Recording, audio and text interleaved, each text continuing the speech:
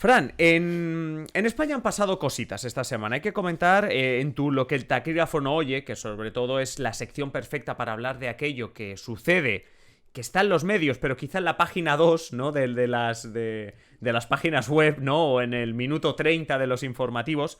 Y es que básicamente hemos tenido, pues, una cuestión sobre todo relacionada con la ley trans, que por cierto ya hace semanas también la comentamos y que nos ha llamado mucho la atención. Cuéntanos, sobre todo en una semana que ha estado marcada por un enfrentamiento Sánchez-Feijóo que no vemos habitualmente porque solo se puede producir en el Senado, pero que ha acabado con una dimisión, no tanto una dimisión, sino una rotura de Pues carné, como se dice así, un romper el sí, carné por parte de Carla Antonelli. Así que, no sé, Fran, cuéntanos un poquito qué ha pasado esta semana. sí, bueno, estamos hablando de esta solicitud de baja del PSOE de Carla Antonelli, que fue la primera, bueno, y es hasta la fecha la única mujer trans que ha ostentado un cargo parlamentario. Lo hizo entre los años 2011 y 2021 en la Asamblea de Madrid. Y esta es una cuestión que es importante porque, claro, tiene mucho que ver con este frágil, ¿no?, equilibrio que hay entre socios de gobierno, entre PSOE y Unidas Podemos, frágil en apariencia, según ellos no tanto, pero que se personaliza mucho, pues, en cuestiones como la ley trans, ¿no? Pues bien, Carla Antonelli ahora ha solicitado la baja del partido donde había militado los últimos 45 años. ¿Y por qué lo ha hecho? Pues por la gestión, a su parecer, de la tramitación de la llamada ley trans. Y es que el lunes pasado, este lunes, la mesa del Congreso decidió ampliar por quinta vez el plazo de enmiendas. Esto quiere decir que se prorroga. Es decir, lo que ha sentado como un tiro no solo a Antonelli, sino también a Unidas Podemos, que ha acusado a su socio de gobierno, al PSOE, de filibusterismo parlamentario, por lo que considera trabas a la aprobación de esta ley. Luego explicaremos un poco cómo ha ido el tema de la mesa del Congreso. Pero en todo caso, Antonelli, en un hilo de Twitter, a modo de comunicado, ha detallado que su renuncia a seguir militando en el partido pues no solo responde a esta nueva prórroga, sino que corresponde también a lo que ha definido como un cúmulo de todo que, según ella, pues servirá para recortar la normativa y aplazarla al máximo. De hecho, Carla Antonelli recuerda que en 2023 será año electoral, hay elecciones municipales, habrá generales, lo que puede implicar más retrasos en la aprobación de la norma. De hecho, la decisión de la mesa de prorrogar el plazo de enmiendas ha salido adelante pues gracias al apoyo de PSOE y PP, lo que comentabas al principio, que de alguna manera se han alineado, ¿no?, en este caso para prorrogar, según unos acusan al PSOE de prorrogar con objetivo de bueno, pues poner trabas a la ley. Y bueno, como entre los dos tienen mayoría en la mesa, pues como que no hubo debate. La cosa tiró adelante, pues con decisión, bipartidismo de toda la vida, la prórroga tiró adelante, ¿no? Según informa El País de fuentes parlamentarias, no obstante, de los dos miembros lilas de la mesa, Gloria Lizo, que es la vicepresidenta tercera del Congreso, no se pronunció, mientras que Gerardo Pisarello no estaba ausente. También hay que destacar esto, pero la reacción igualmente, sea como sea de los morados, de Unidas Podemos, pues ha sido inmediata, ¿no? La ministra de Igualdad, Irene Montero, pues ha acusado tanto al PP como al PSOE de poner en riesgo la aprobación de la nueva ley y que las personas trans no pueden esperar más. De hecho, esta normativa ha provocado unos cuantos momentos de tensión en los últimos meses, ¿no?, digamos años, entre los socios de gobierno. Sin ir más lejos, uno de ellos pues, fue el que protagonizó la entonces vicepresidenta Carmen Calvo en el verano, si creo recordar, el verano del año pasado, cuando polemizó públicamente con Montero sobre la ley trans, cosa que a la larga le costó su salida del gobierno, recordemos, ¿no? Además, hace pocas semanas, Calvo, que ahora es presidenta de la Comisión de Igualdad, y esto es irónico, donde se debate la ley, volvió a la carga contra la normativa, al decir que la ley trans, y cito textualmente, puede destrozar toda la legislación en igualdad, según se publicó en una entrevista que le hizo el diario El Mundo. Porque esta disensión entre los socios de gobierno, además, se traslada, o sea, no solo entre PSOE y Unidas Podemos, sino que se traslada al propio PSOE, adentro del partido, donde hay sectores, en este caso liderado por Calvo, que son contrarios a la ley trans, mientras que otro sector del Partido Socialista, digamos que se muestra a favor. Sobre este último caso, pongamos un ejemplo, destaca el secretario LGTBI del PSOE, Víctor Gutiérrez, que en julio declaró que celebraba la decisión de apartar a Calvo del gobierno.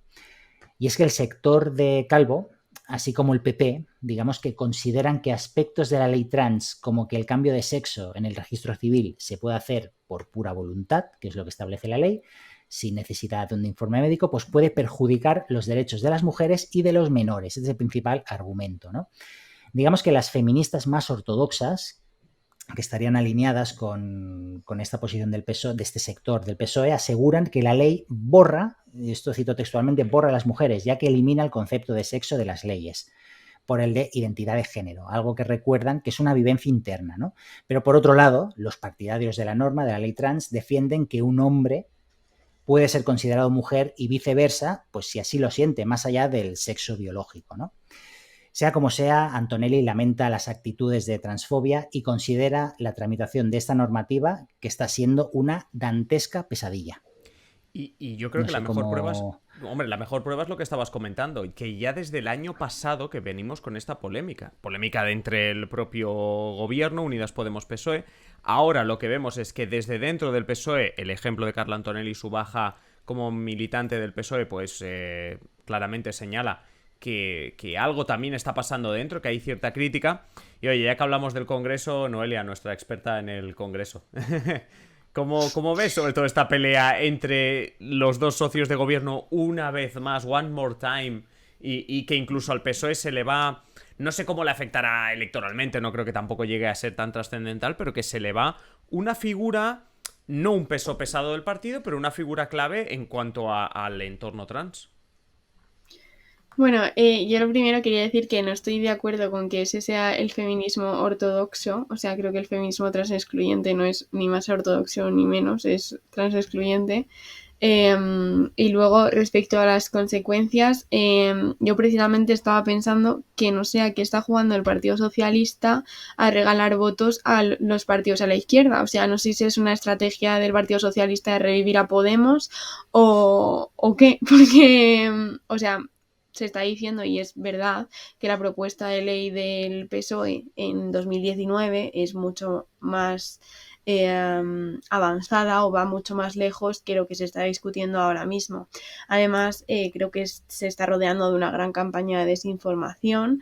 El Partido Popular se ha sumado al carro. No sé si habéis visto que en las últimas semanas Feijóo se ha estado reuniendo con colectivos feministas trans excluyentes, y hoy, esta tarde de jueves, pues ha estado diciendo que el Partido Popular y que él en concreto está a favor de la igualdad real y de proteger a las mujeres, y que esto atenta contra ellas y contra tal. Entonces, bueno, yo creo que el año pasado cuando Calvo empezó a manifestar sus dudas, eran unas dudas un poco más legítimas o un poco más basadas en el derecho, ¿no? O sea, simplemente se ponía en duda de bueno, si hay tanta legislación basada en el género y ahora el género podría pasar a ser más flexible, ¿no? En principio que no es así, pero etcétera. Yo en un primer momento entendí que, bueno, pues quizás se planteasen dudas desde, oye, ¿cómo de fácil va a ser esto? ¿Qué consecuencias va a tenerlo? Pero creo que después de un año de debate y que sabemos cuál es el texto legislativo, creo que el PSOE se está tirando piedras sobre su propio tejado, y como comentaba Fran, creo que las palabras de Carla Antonelli fueron súper reveladoras de esto, ¿no? O sea, de cómo el Partido Socialista ha sido el que históricamente ha acogido a este colectivo, ha liderado su discurso, eh, ella en concreto, ¿no? Ha abanderado tantos avances, y cómo pues les han dejado de lado frente a leyes. O sea, no puede ser que leyes más o que las leyes que se quedan justo antes estén aprobadas por el Partido Popular, por ejemplo, la de la Comunidad de Madrid, y que ahora el PSOE se quede tan atrás. O sea, yo de verdad que no entiendo el punto. Y bueno, simplemente lo del plazo de ampliación de enmiendas, pues ya comentamos en el primer directo de Simple Política, que es el limbo al que se recurre cuando algo no interesa o es conflictivo. Entonces, yo estoy de acuerdo con el análisis de Carla de que eso se ha hecho muy intencionadamente, decir, bueno, ahora tenemos los presupuestos, no vamos a meternos en estas. Alba, ¿tú cómo lo ves? ¿Se Totalmente. están tirando Sí, piedras sobre su propio tejado o qué? sí, más aún en año electoral, pero me he querido, por dar la perspectiva internacional, investigar un poco qué pasa en otros países. Y si esta norma en algún momento, que supongo que sí, sale adelante en España, sería uno de los países europeos que más permisivos en cuanto al cambio de sexo, y solo hay 3 que tienen una normativa similar. Por ejemplo, en Islandia el cambio de sexo está permitido sin informe médico a los 15 años, tras hacer una declaración formal. Luego, en Noruega y Países Bajos se permite el cambio a partir de los 16, como se plantea aquí en España. Luego, Bélgica, Dinamarca, Francia, Grecia, Irlanda, Luxemburgo, Malta y Portugal admiten el cambio a partir de los 18 años.